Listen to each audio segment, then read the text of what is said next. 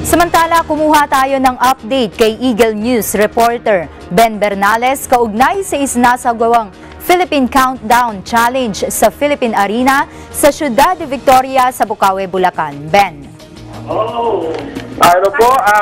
Kasalukuyan po ang ginaganap ngayon ang semifinals na ng Philippine Countdown Challenge.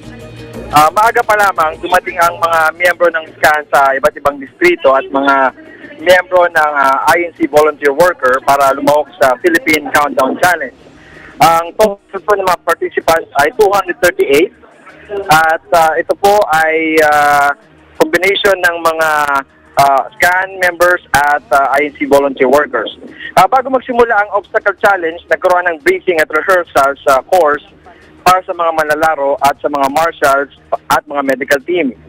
Para masiguro ang kaligtasan ng lahat ng participants. Ayon din kay Doc Serge Santos na personal na pinangunahan ng briefing at rehearsal, bagaman na napaka-challenging ang mga obstacle course ay sinigurado nila na magiging ligtas ang lahat.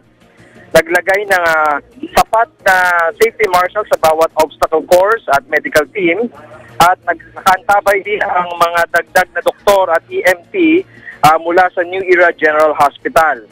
Ang Philippine Countdown Challenge ay hindi po labanan ng pinakamagaling at mabilis na manlalaro, kundi ayon kay Doc Serge, ito ay labanan ng pinakamagaling na teamwork. Sapagkat ang mga obstacle course ay dinisenyo para magtulungan ang bawat miyembro. Sa bawat team ay meron pong 5 miyembro at 3 reserve kung sakaling magkakaroon ng injury. May 3 stage ang obstacle challenge. Sa unang stage, yung elimination, kung saan ang 36 na teams ay maglalaban-laban. At top 15 mula sa 36 ang papasok sa semis. At ang sa ngayon po ang pumasok sa top 15 na semifinals ay ang mga sumusunod.